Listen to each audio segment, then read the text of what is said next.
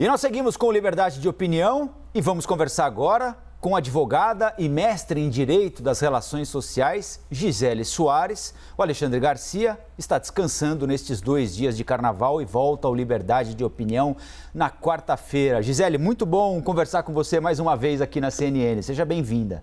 Bom dia, Colombo. Muito bom estar aqui de novo também. Estava com saudade de todo mundo, saudade da CNN. A gente também de você. Vamos então tratar dos nossos assuntos desta segunda-feira, Gisele. Enquanto o governo federal discute a volta do auxílio emergencial, algumas cidades já estão organizando programas próprios para minimizar a falta de renda dos seus moradores, o desemprego.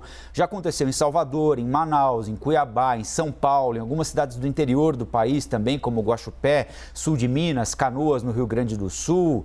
Essas cidades já estão pagando alguma espécie de benefício, é claro, né? Sempre respeitando a capacidade financeira de cada uma delas. Agora, na sexta-feira passada, quando questionado sobre o auxílio emergencial, ali na saída do Palácio do Planalto, o presidente Jair Bolsonaro disse que a população tem de cobrar também os governadores. Ele disse o seguinte, abre aspas, os governadores podem dar o auxílio emergencial para vocês. Ele pode se endividar também, porque o governo federal está se endividando, fecha aspas. Foi o que disse o presidente da República. Gisele, é uma cobrança correta que o presidente da República faz a governadores e prefeitos para que eles também ajudem, da maneira como puderem, as pessoas a terem alguma espécie de renda durante a pandemia? Sem dúvida nenhuma, Colombo, é sim uma responsabilidade fiscal compartilhada, se pudermos chamar assim.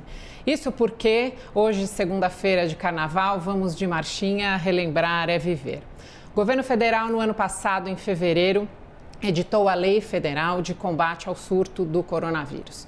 Essa lei decretou o estado de calamidade pública, que flexibilizou as normas de contratação pública e também as formas de repasse de auxílios do governo federal para estados e municípios. Houve, então, uma definição por meio de leis complementares e medidas provisórias de que o governo federal auxiliaria estados e municípios com mais ou menos 120 bilhões de reais. E como é que seria dividida essa quantia? 60 bilhões seriam destinados de forma indireta, por exemplo, renegociações com estados e municípios. E os outros 60 bilhões seriam repasses diretos, feitos em 4 vezes de 15 bilhões de reais. Como é que isso era dividido? Esses 15 bilhões, mais ou menos 9 bilhões para estados, 6 bilhões para municípios. Pois bem, ao longo de 2020, o governo federal fez esses repasses diretos e estados e municípios foram, então, adotando as medidas específicas para o combate à pandemia, adotando medidas que eles entendiam pertinentes localmente. Houve, inclusive, por parte de estados e municípios, um socorro, eles pediram auxílio ao STF e o STF, então, reconheceu e decretou que eles tinham, sim, competência concorrente e, portanto, autonomia para também legislarem sobre normas atinentes ao combate ao coronavírus.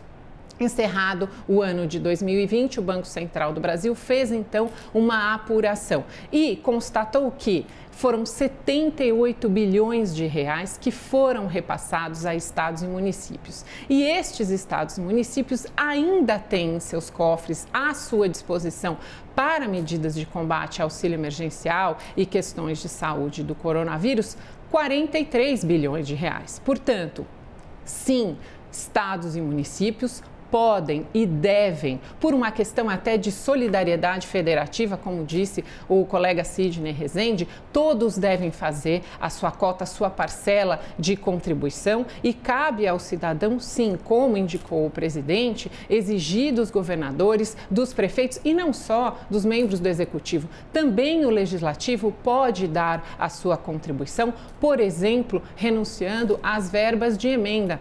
Aquelas emendas individuais ou as emendas de bancada que acrescentariam cerca de 300 milhões de reais também a essa conta. Então, todos devem fazer e contribuir com a sua parcela para que, então, o cidadão brasileiro possa ser socorrido. Realmente, temos uma população muito vulnerável, enfrentamos durante todo esse ano de 2020 a pandemia de uma forma muito sofrida e precisamos que todos os entes da federação hajam ajam em conjunto e não um apontando o dedo para o outro, um dizendo que o outro é que é responsável. Houve o repasse de verbas, essas verbas estão à disposição. Vamos agora aguardar então que com a competência decretada pelo STF, autonomia e com as verbas que estados e municípios cumpram seu papel e atendam os interesses dos cidadãos.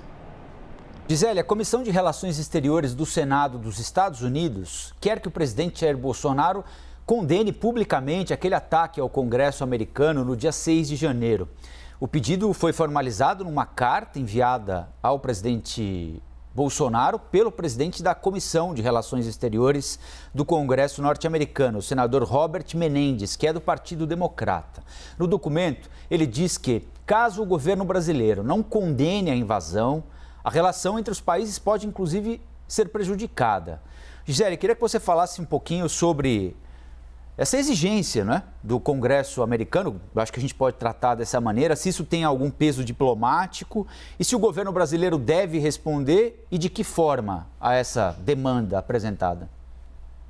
Essa foi uma carta assinada individualmente pelo senador. Ele é o presidente da Comissão de Relações Exteriores, mas não foi, pelo menos não naquela carta, uma posição da comissão. Não houve uma reunião da comissão com uma pauta, com discussões e com deliberações acerca desse tema específico. Portanto, é uma carta endereçada ao presidente brasileiro, assinada exclusivamente, individualmente pelo senador. Um senador que não tem a competência para, então, enviar e exigir do Brasil essa ou aquela postura. Essa é uma competência do secretário de Estado, que é hoje ocupado por Antony Blinken. E é muito interessante que essa carta veio no dia seguinte à primeira conversa que foi feita entre Blinken e Ernesto Araújo, uma conversa que foi absolutamente pacífica, uma conversa que foi cordial, que tratou de assuntos de interesse dos dois países,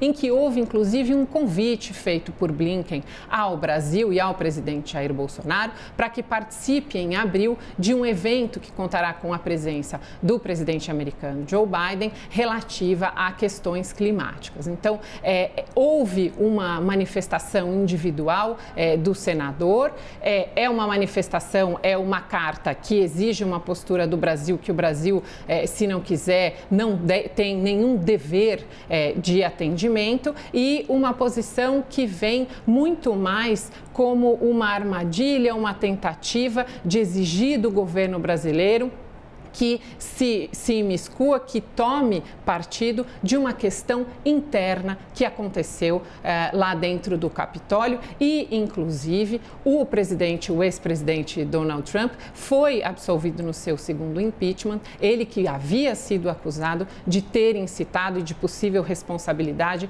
por essa invasão. Esse impeachment, então, ele foi absolvido, então não há nenhuma razão para que esse senador tivesse enviado essa carta. O Brasil precisa tomar muito cuidado com essa resposta e tomar muito cuidado com essas provocações que têm vindo do governo americano. O Brasil é um ator muito importante no agronegócio internacional, também nas nossas riquezas minerais. Precisamos ficar bastante atentos com esse tipo de colocação e, na minha opinião, esse senador não tem, ele inclusive solapou a competência do secretário de Estado ao enviar essa carta, tanto é que ela nem teve tanta repercussão internacional, não foi dada tanta importância a essa carta pela imprensa americana. Bom, por aqui, Gisele, no nosso Congresso há um incômodo, pelo menos pessoal, de alguns parlamentares com decretos assinados pelo presidente Jair Bolsonaro que facilitam o acesso a armas no país. Um deles, por exemplo, o vice-presidente da Câmara, deputado Marcelo Ramos, foi às redes sociais para criticar os decretos do presidente que flexibilizam o uso e a compra de armas de fogo no Brasil. Ele não se ateve à discussão do conteúdo, mas diz que o assunto deve ser tratado pelo Congresso Nacional e que, editando decretos, o presidente Bolsonaro teria invadido uma competência exclusiva do Legislativo. Então, Gisele, eu queria que você falasse um pouquinho primeiro sobre o conteúdo dos decretos, que aumentam, por exemplo, a possibilidade de que um brasileiro tenha não mais 4, um limite de 4, mas 6 armas, e que falasse também sobre essa reclamação do vice-presidente da Câmara, que essa é uma competência do Legislativo e não é assunto para ser tratado via decreto presidencial. Pois é, Colombo, aí são duas questões, questão de forma e questão de conteúdo. Posso inverter e falar primeiramente da forma? Fique à vontade. Veja, nós temos uma lei, que é o Estatuto do Desarmamento, que disciplina as normas gerais para o registro, a posse e a comercialização de armas. Como toda lei no Brasil, ela precisa ser regulamentada, isto é, ela precisa ter um maior detalhamento de como serão aplicados aqueles artigos de lei que constam daquela legislação específica. E foi isso que fez o presidente Jair Bolsonaro. Alguns desses decretos, inclusive editados, eles reformaram decretos anteriormente do próprio presidente. Então, esses decretos são decretos regulamentares. Eles tratam, como você bem disse, do quantitativo de armas que poderão ser adquiridas ou do quantitativo de munições que poderão ser adquiridas, como atiradores, caçadores ou colecionadores poderão receber um laudo psicológico para então estarem habilitados para a comercialização, para a aquisição e para a posse de armas. Toda essa matéria é sim de competência dos decretos regulamentares. Cumpre ao Executivo dizer para a população com detalhamento como é que ela pode alcançar aquelas determinações autorizadas pela lei. Não vamos nos esquecer que o Estatuto do Desarmamento veio em 2003 justamente para regularizar a questão do registro do posse e comercialização de armas. Depois, em 2005, houve um referendo popular, porque havia um artigo específico do Estatuto que prescrevia que o comércio de armas no Brasil deveria ser proibido. E por esse referendo popular, 64% dos brasileiros respondeu que não queria a proibição, isto é, que era a favor da comercialização das armas. Portanto, o que nós precisamos é de decretos regulamentares que digam para a população e que sejam suficientemente criteriosos e detalhados de qual é a forma, qual é a quantidade, de que maneira essas armas podem ser portadas, podem ser utilizadas, quem é elegível, então, para ter esse porte de armas, e tudo isso está dentro da competência do decreto regulamentar. Na minha opinião, errou Marcelo Ramos ao se colocar dessa maneira, isso porque, sim, o governo federal tem competência. Se houvesse um decreto que dissesse, por exemplo, que estão proibidas comercialização e posse de armas, aí sim haveria um solapamento de competência. Ou que esse comércio de armas fosse, por decreto, permitido a toda a população, inclusive menores de 18 anos, aí sim nós teríamos um problema legal. Mas esses são decretos regulamentares que, de tempos em tempos, precisam ser atualizados para justamente atenderem os anseios da população e refletirem melhor os desejos da sociedade relativamente a essa questão. O que causa muita animosidade é o tema do porte de armas. Não há ninguém que não tenha uma opinião formada, que seja contra ou a favor do porte de armas. Eu não conheço nenhuma pessoa que vá responder essa pergunta como da seguinte maneira: para mim tanto faz, não importa se no Brasil for permitido ou proibido o porte de armas. Todas as pessoas têm sim uma opinião. E a opinião de porte de armas, ela está intimamente relacionada à questão da violência, dos índices de violência. E, infelizmente, aqui no Brasil, o Estatuto do Desarmamento acabou demonstrando que, ainda que haja uma normativização para o desarmamento, não houve, infelizmente, uma diminuição da violência e da criminalidade, especificamente dos crimes cometidos com arma de fogo. Então, nós precisamos levar para o debate a questão do combate à violência, a questão do combate dos números alarmantes de crimes cometidos com armas de fogo. É aí que está a discussão importante com relação à segurança pública e não especificamente nesses decretos que estão dentro da esfera de poder do Executivo para regulamentar o porte e o registro de armas. Vamos falar um pouquinho sobre educação agora, aqui no Liberdade de Opinião com a Gisele Soares. Os investimentos do Ministério da Educação nesses 2 primeiros anos de mandato do presidente Bolsonaro foram os menores desde 2015, quando o país enfrentava uma crise gravíssima financeira. A diminuição de recursos impacta, evidentemente, de forma direta as universidades e as escolas técnicas federais. Esses gastos são direcionados a expansão da oferta de vagas, também a compra de equipamentos, insumos para laboratórios, obras físicas nas universidades e nas escolas técnicas. Enquanto o investimento, o dinheiro para a educação diminuiu, o número de alunos de ensino superior cresceu 10% entre 2015 e 2020, e aqui eu estou falando exclusivamente sobre universidades e institutos federais. Gisele, queria que você falasse um pouquinho sobre essa queda nos investimentos, se isso deve ser considerado algo natural ainda para um período em que a economia não havia se recuperado no primeiro ano do presidente Bolsonaro e depois foi atingida pela pandemia, ou se a gente tinha de arrumar dinheiro de algum outro canto para dar, do ponto de vista financeiro, a importância que nós damos sempre, que os políticos dão sempre na hora do discurso para a educação. Pois é, Colombo, o ano passado não é um ano que pode ser tomado como referência para a educação, porque a educação foi uma das áreas mais atingidas pela pandemia. Alunos não foram para a escola, o Brasil teve a maior abstenção escolar do mundo. Infelizmente, as escolas ficaram fechadas muito tempo e grande parte das verbas que estava destinada à educação acabou sendo remanejada para outras áreas para o combate à pandemia. Então, vamos olhar um período pregresso um pouco mais longo, vamos olhar os últimos 10 anos e verificar, será que está correto nós dizermos que o Brasil é um país que não investe em educação? Nós investimos em educação e a discussão, ela não é tanto quantitativa, ela deve ser muito mais qualitativa. Se nós olharmos os índices da OCDE com relação à quantidade de dinheiro gasto pelo Brasil ou investido no Brasil, em educação, esses números são números que de ano a ano variam um pouco, mas que se nós analisarmos os últimos 10 anos, houve sim uma escalada, houve um acréscimo ano a ano de investimentos. O ano passado mesmo nós tivemos uma grande discussão com relação ao Fundeb. Então, há fontes de investimento variadas, há uma previsão inclusive constitucional para que uma porcentagem do orçamento seja destinada à educação, há uma preocupação do Estado com a garantia à educação.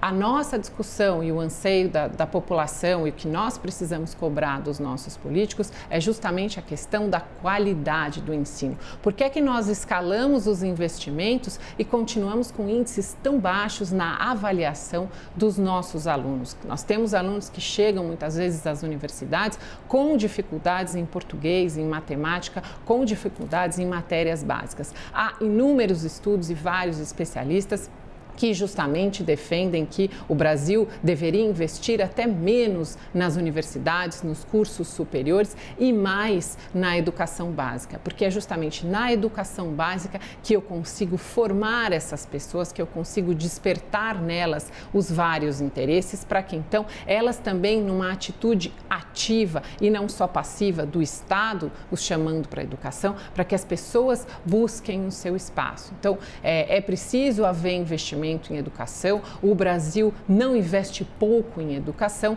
mas infelizmente ainda investimos mal. Temos acrescido ano a ano no orçamento verbas para a educação, toda a infraestrutura é importante, salários dos professores, treinamentos, melhores laboratórios, melhores centros de pesquisa, incentivo inclusive para que os universitários vão mais para áreas de exatas e de ciências e não tanto para as áreas humanas, como tem acontecido hoje com os estudantes brasileiros. Mas também precisamos insistir mais na qualidade. É aí que está o ponto nevrálgico, é aí que está o grande desafio no Brasil. Nós colecionamos derrotas no PISA, por exemplo, que é um índice importantíssimo para a educação e precisamos reverter esse ciclo vicioso degenerativo, não só com investimentos, mas precisamos conseguir trazer essa educação básica para um nível melhor, para que então tenhamos estudantes com mais variados interesses e com melhor aprofundamento. Aí sim, naturalmente, nós vamos melhorar a qualidade também das nossas universidades do ensino superior. De acordo com a apuração da nossa analista de política, Renata Agostini, o ministro da Economia, Paulo Guedes, deve anunciar agora nas próximas semanas a retomada daquele programa que autoriza as empresas a cortarem a jornada de trabalho e, consequentemente, também o salário dos funcionários. A intenção é a manutenção do emprego. A decisão de reeditar esse programa já foi tomada e a equipe econômica finaliza agora últimos detalhes. O programa deve se chamar BEM, Benefício Emergencial de Preservação do Emprego e da Renda. O programa valeu durante boa parte do ano passado e a equipe econômica considera o programa muito bem sucedido. Gisele, é uma boa retomar esse programa agora, no momento em que a pandemia recrudesceu, diminuir jornada, diminuir salário em nome da manutenção do emprego?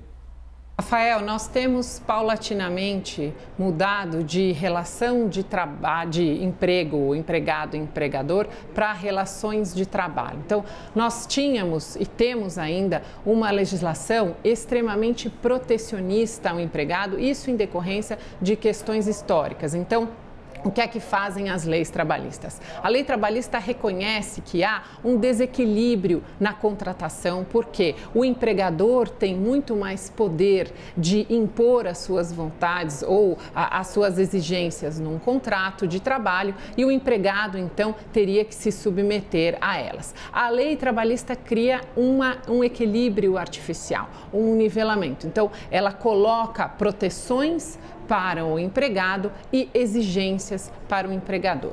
Com isso, a legislação trabalhista acabou se tornando tão rígida e tão engessada que, muitas vezes, o empregador acabava decidindo por não abrir novos postos de trabalho, tamanha a responsabilidade que isso geraria para a empresa. Então, nós precisamos migrar de relações de emprego para relações de trabalho, reconhecer que esses empregados, muitas vezes, gozam sim de certa autonomia e querem sim negociar e que há empregadores que também querem sentar com os seus empregados e estabelecer regras um pouco mais flexíveis. É um desafio, a pandemia trouxe justamente uma grande reformulação nessa área do trabalho. Muitas pessoas foram colocadas em regime de teletrabalho e não retornarão, então haverá ainda muitos impactos para a economia. Muitas pessoas vão passar a ficar permanentemente em casa trabalhando ou naqueles escritórios compartilhados. Nós teremos um impacto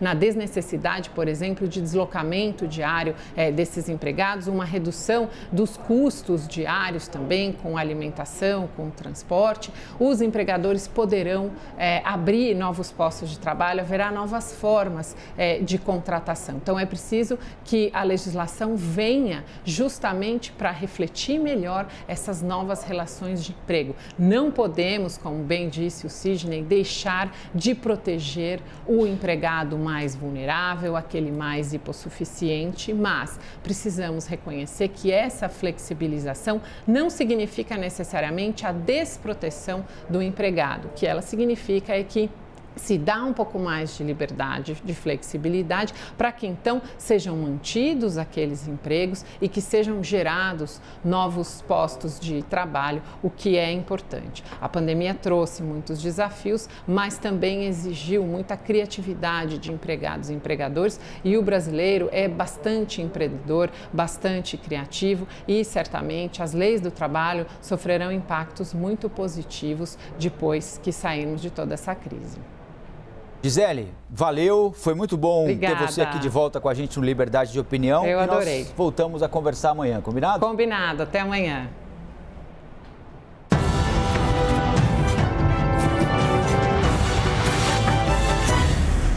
As opiniões emitidas pelos comentaristas do quadro não refletem necessariamente a posição da CNN.